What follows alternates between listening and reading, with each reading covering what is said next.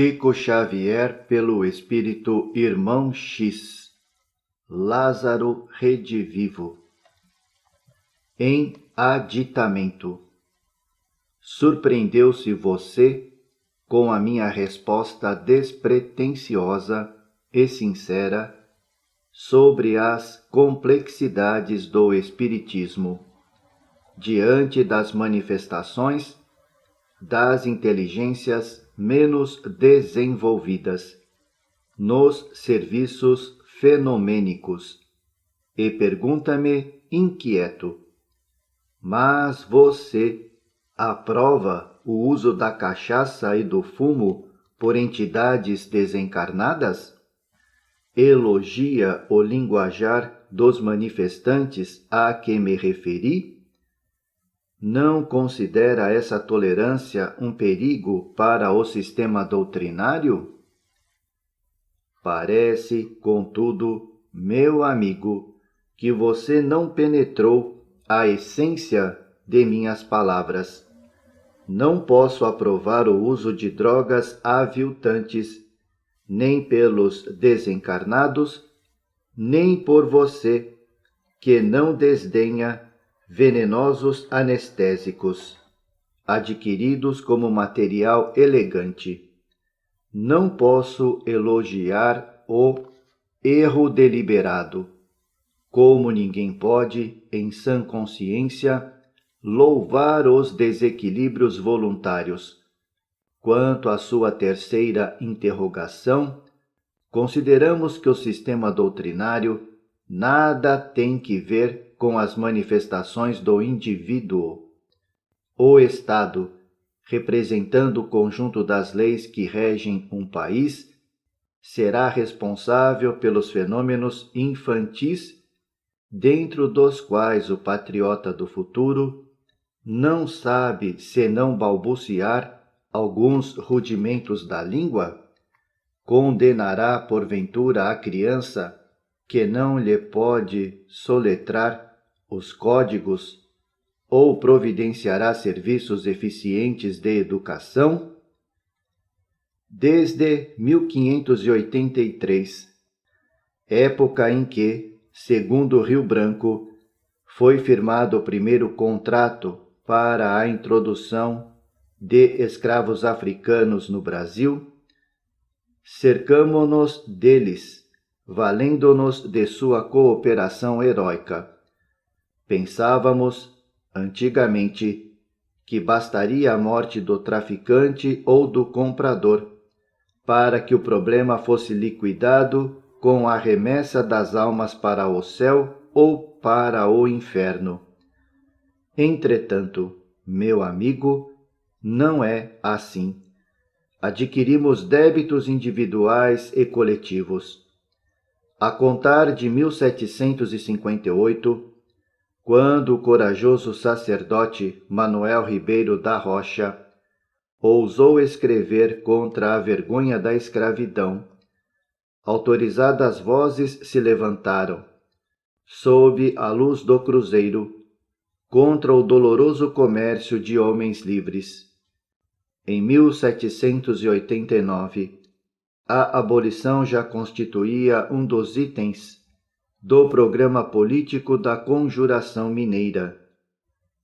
Em 1810, o príncipe Dom João fez o possível por golpear o ignóbil movimento, sensibilizado com as injustiças que presenciava diariamente no Rio, efetuando providências para a extinção gradual do cativeiro, que culminaram com a ratificação do tratado concluído em Viena entre Portugal e Inglaterra, pelo qual a nação portuguesa se propunha a cessar todo o tráfico na costa africana. Mais tarde, Dom Pedro I, na Convenção de novembro de 1826, assinava novo acordo com a Grã-Bretanha, pelo qual o governo do Brasil se comprometia a proibir toda a espécie de comércio de escravos na costa da África. Entretanto, não abandonamos o movimento odioso, e conta-se que muitos navios ingleses, depois da Convenção, postavam-se nas vizinhanças de Angola e Moçambique, expulsando as nossas embarcações negreiras. Não valeram exortações de estadistas e pensadores do Brasil ou do estrangeiro. Enviava-nos o Cristo, a sua divina inspiração, através dos caracteres mais nobres do governo, mas continuávamos no movimento criminoso, atendendo a caprichos cruéis. Não nos contentávamos em gastar o nosso ouro na aventura sinistra. Hoje sei que muitos franceses ilustres, inclusive alguns dos precursores intelectuais dos chamados direitos do homem, emprestavam capitais, com excelente expressão lucrativa, aos negociantes de vidas humanas, alimentando o condenável comércio. Acredita que a nossa teimosia pudesse ficar impune? Nossa atitude coletiva envolve um débito moral de vasta expressão. Objetará, talvez, que não fomos o único país a escravizar os filhos de outras terras, e responderemos que não somos o único país a pagar tributos dessa natureza. Desde muito antes do Império Romano, que perdeu a hegemonia política em virtude do instinto de dominação, todas as nações da terra saldam os compromissos morais de acordo com os débitos contraídos. Pergunta-me ainda você como interpretar as entidades reconhecidamente perversas que comparecem, por vezes, no círculo de manifestações dos antigos escravos desencarnados em solo brasileiro. De acordo com a lógica, acreditamos que são criaturas tão detestáveis e infelizes como as entidades dos brancos reconhecidamente pervertidos, que se transformam, por vezes, em monstruosos demônios, perseguindo e obsidiando inteligências frágeis e mentes vacilantes. Ultimando as indagações, você exclama e interroga: "Oh, compreendo a responsabilidade, mas como extinguir o mal?" Sim, as nossas responsabilidades morais nesse setor da evolução coletiva são bem graves e não podemos desdenhá-las. Voltando às primeiras afirmativas destas humildes considerações suplementares, tomamos a liberdade de personificar o Estado no sistema doutrinário do Espiritismo cristão, classificando as manifestações diversas do Espiritismo fenomênico como zonas educativas. Supõe você que a abolição terminou em 13 de maio de 1888? A grande resolução da princesa admirável atingiu os escravos físicos, continuando-se aqui o serviço de libertação dos cativos espirituais. José do Patrocínio e Luiz Gama, Antônio Bento e Castro Alves, André Rebouças e Joaquim Nabuco prosseguem na jornada redentora. A princesa Isabel não considera o movimento terminado e continua, também, servindo a grande causa, desatando os grilhões da ignorância e acendendo novas luzes na esfera a que você chegará em futuro próximo. Observo que em sua pergunta derradeira você mostra o desejo de receber um roteiro de serviço. A propósito, comunico-lhe que elevei suas considerações e indagações ao conhecimento de um dos espíritos mais belos que militaram na campanha abolicionista do Brasil. E essa criatura generosa deu-me a resposta sábia que transmito a você sem omitir uma só palavra. Diga aos nossos companheiros do Espiritismo cristão no Brasil que eles receberam de Jesus um sagrado depósito, qual o de associar o Evangelho da Redenção às conquistas científicas, filosóficas e religiosas da humanidade. Insista para que aproveitem a gloriosa oportunidade em obras de amor. Que eles nos ajudem no benemérito serviço de educação e libertação a quem tanto devemos. Mas, ouça, avise-os para não se aproximarem de nossos benfeitores humildes como catedráticos orgulhosos e envaidecidos, e sim como irmãos verdadeiramente interessados no bem.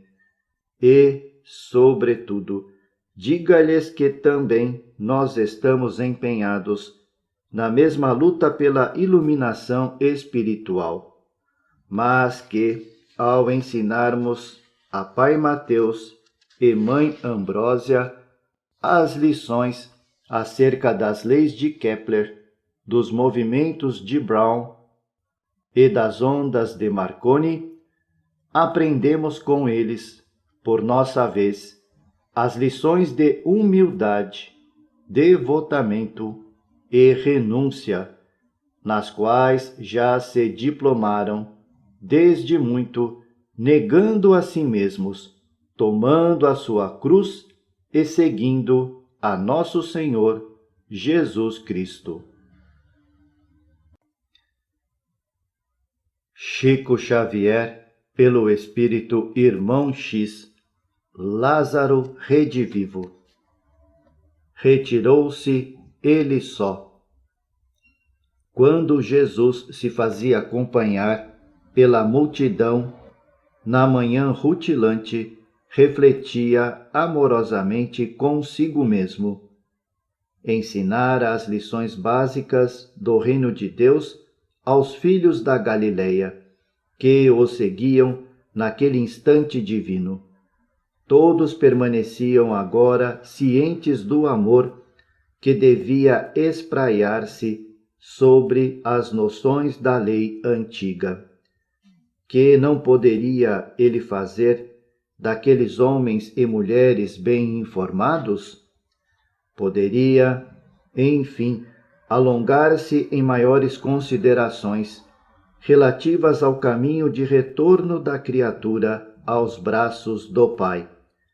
Dilataria os esclarecimentos do amor universal, conduziria a alma do povo para o grande entendimento, decifraria para os filhos dos homens os enigmas dolorosos que constrangem o coração. Para isso, porém, era indispensável que compreendessem e amassem com o Espírito. Quantas pequenas lutas em vão, quantos atritos desnecessários! A multidão, por vezes, assumia atitudes estranhas e contraditórias. Diante dos prepostos de Tibério, que a visitavam, aplaudia delirantemente. Todavia, quando se afastavam os emissários de César, manchava os lábios com palavras torpes e gastava tempo na semeadura de ódios e divergências sem fim. Se aparecia algum enviado do Sinédrio, nas cidades que marginavam o lago, louvava o povo a lei antiga e abraçava o mensageiro das autoridades de Jerusalém. Bastava, entretanto, que o visitante voltasse as costas para que a opinião geral ferisse a honorabilidade dos sacerdotes, perdendo-se nos desregramentos verbais de toda espécie. Oh, sim, pensava, todo o problema do mundo era a necessidade de amor e realização fraternal. Sorveu o ar puro e contemplou as árvores frondosas, onde as aves do céu situavam seus ninhos. Algo distante, o lago era um espelho imenso e cristalino, refletindo a luz solar. Barcas rudes transportavam pescadores felizes, embriagados de alegria, na manhã clara e suave. E, em derredor das águas deslumbrantemente iluminadas, erguiam-se vozes de mulheres e crianças que cantavam nas chácaras embalsamadas de inebriante perfume da natureza.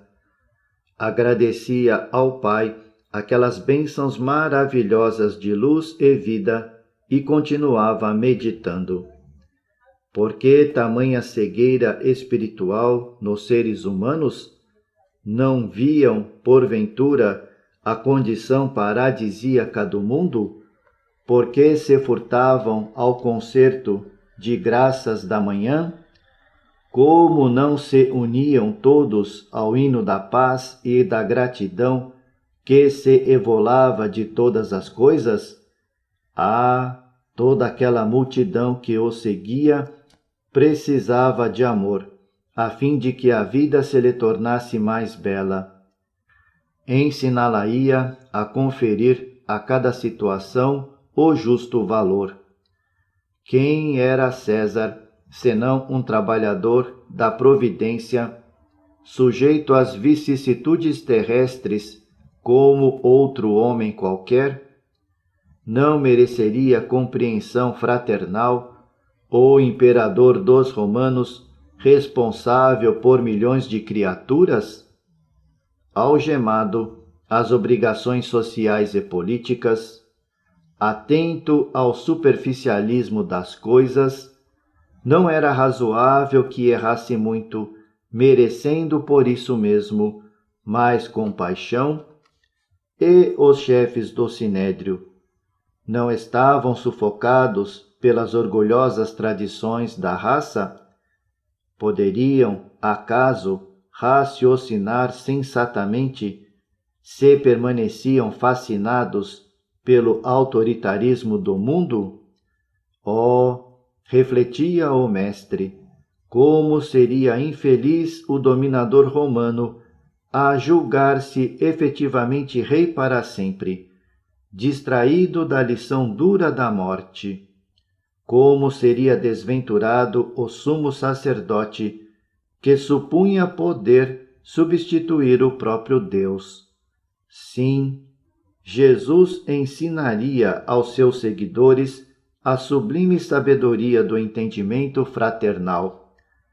Tomado de confiante expectativa, voltou-se o Messias para o povo, dando a entender que esperava as manifestações verbais dos amigos, e a multidão aproximou-se dele mais intensamente. Alguns apóstolos caminhavam à frente dos populares em animada conversação.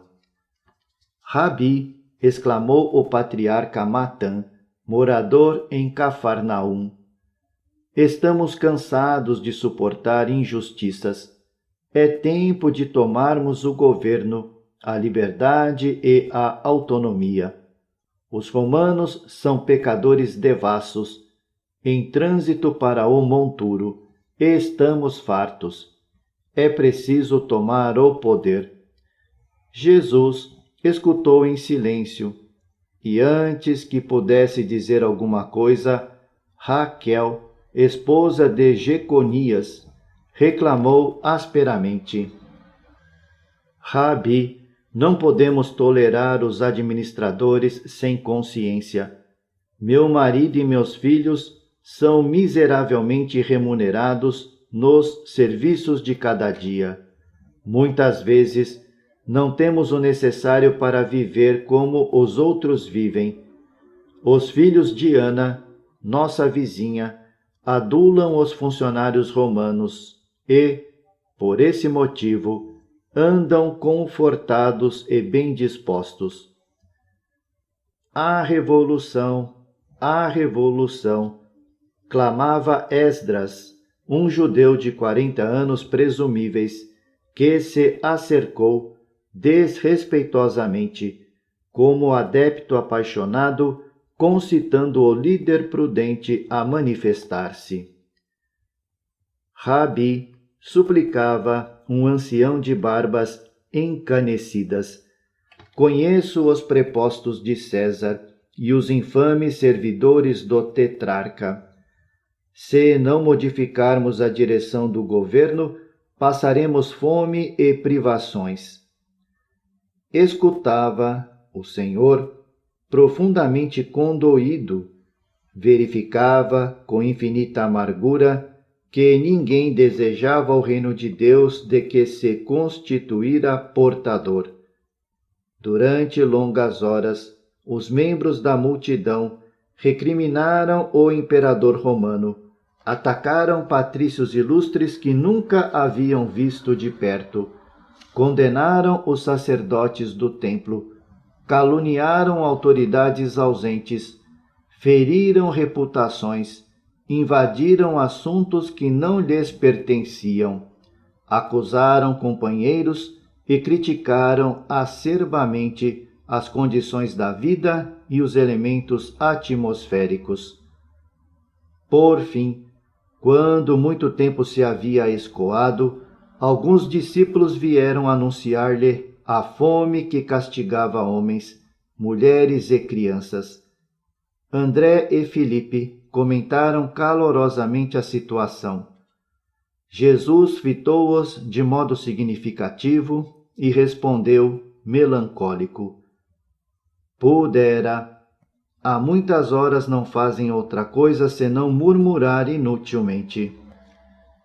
Em seguida, espraiou o olhar através das centenas de pessoas que o acompanhavam e falou comovidamente: Tenho para todos o pão do céu, mas estão excessivamente preocupados com o estômago para compreender-me. E, tomado de profunda piedade, ante a multidão ignorante, valeu-se dos pequenos pães de que dispunha, abençoou-os e multiplicou-os, saciando a fome dos populares aflitos. Enquanto os discípulos recolhiam o sobejo abundante, muitos galileus batiam com a mão direita no ventre e afirmavam: Agora sim estamos satisfeitos. Contemplou-os o mestre em silêncio, com angustiada tristeza, e, depois de alguns minutos, entregou o povo aos discípulos e, segundo a narração evangélica, tornou a retirar-se, ele só, para o monte.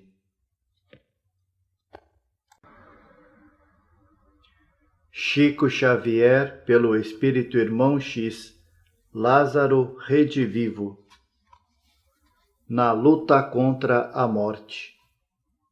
Anos a fio, gastou Pasteur na preparação da vacina contra a raiva. O grande sábio observava camponeses e citadinos vitimados pela hidrofobia e, aliando a perseverança o trabalho, venceu o flagelo, convertendo-se em benfeitor da humanidade. Edison lutou contra a velha iluminação a gás, a fim de expulsar efetivamente as sombras noturnas. Suou, esforçou-se, sofreu decepções e desenganos, muita vez conheceu a iminência do sossobro de seus ideais. Contudo, terminou a batalha, conquistando a lâmpada incandescente, que transformou as cidades terrestres em paraísos de luz. A história das grandes missões de benemerência no mundo está repleta de sofrimentos e desilusões. Não raro, torturam-se os missionários quando não se pode consumi-los pelo fogo, onde, porém, a conquista evolutiva se torna mais difícil e dolorosa. É justamente no setor da renovação íntima, espiritual. A vaidade humana fez da religião um terreno proibido, onde toda expressão progressiva se efetua ao preço de dobradas angústias. A ciência e a filosofia, sem dúvida, possuem os seus mártires. No entanto, em suas escolas há sempre lugar para os trabalhos de aperfeiçoamento e renovação. Seus benfeitores, na maioria das vezes, são objeto de críticas acerbas que não passam, quase sempre, de ironias verbais ou do ostracismo na classe a que pertencem. Mas, no campo religioso, os movimentos de perseguição caracterizam-se por condenável insânia. Não fosse o aprimoramento judiciário do mundo, não tivéssemos a sociologia inspirando tribunais e juízes na vanguarda do direito, e talvez prosseguisse a matança religiosa decorrente dos processos inquisitoriais. Basta que o estudante da verdade aviste pequenino detalhe do mapa da vida eterna para que milhares de sacerdotes e autoridades, supostas infalíveis, se convertam nos instrumentos de maldição. É preciso muita coragem moral para não sucumbir aos golpes da guerra sistemática, movida na sombra, para não nos referirmos fastidiosamente aos mártires inúmeros da fé, que tombaram nas perseguições de todas as épocas. Recordemo-nos tão só de Giordano Bruno, o eminente filósofo italiano que convivera com o pensamento de Pitágoras e Plotino desde a meninice, assombrando os clérigos do convento de dominicanos a que se recolhera na preparação do seu ministério de renovação religiosa. Desprezou as resoluções dos concílios, cristalizados em dogmas aviltantes, para ensinar o caminho da nova era, através de salões e universidades, tribunas e praças públicas. Afirma Bruno que o universo é ilimitado, que a Terra não é o centro da vida, mas humilde dependência no concerto glorioso dos mundos que rolam, inumeráveis, no plano universal. Esclarece que o Sol não é um corpo errante entre as nuvens, com a simples função de aclarar a superfície planetária, e sim a gigantesca sede de globos diversos que lhe recebem o poderoso influxo renovador. Explica que a vida é infinita e se encarna através de infinitas formas em todos os lugares. Exalta a grandeza da existência posta ao serviço do bem e da verdade, glorificando em tudo a universalidade divina. Mas os sacerdotes da convenção estabelecida não toleram o herói e, no dia 17 de fevereiro de 1600, seu corpo foi reduzido a cinzas em Roma, numa fogueira acesa pelo sectarismo intransigente. assegura um de seus historiadores que as chamas que lhe destruíram o corpo foram os primeiros sinais da aurora dos tempos modernos. Não nos referimos, porém, a isso como quem pretende encetar novos movimentos de discussão para dificultar o acesso das almas à fonte da revelação divina. Bastam as polêmicas insidiosas dos homens, despreocupados da responsabilidade que assumem pelo que dizem. Apenas reafirmamos, do plano espiritual, a nossa plataforma de serviço na luta contra a morte.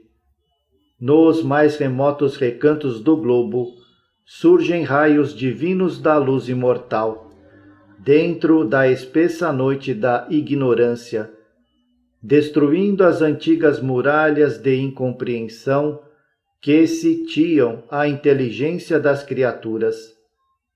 O sacerdócio organizado, porém, não nos tolera as manifestações tendentes a efetuar a renovação religiosa do mundo, e, porque não nos pode subtrair agora a liberdade que respiramos noutras dimensões, institui a represália fria e silenciosa contra os nossos companheiros mais corajosos que ainda envergam a túnica de carne nas atividades terrenas.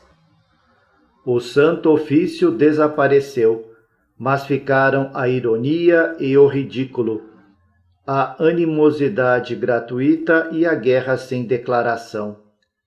Apesar de tudo isso, porém, continuaremos em nossa obra de liberação da mente humana. Nossos adversários do sectarismo religioso recordam o nome do Cristo, amparando-se nele para sustentar as posições políticas e sociais que retém, a pretexto de manter o prestígio da religião. Suscitam escândalos, reclamam repressões, mobilizam contra nós os órgãos do poder temporal. Como, porém, instituir oposição ao realismo da vida eterna, se a verdade é o terreno legal do universo?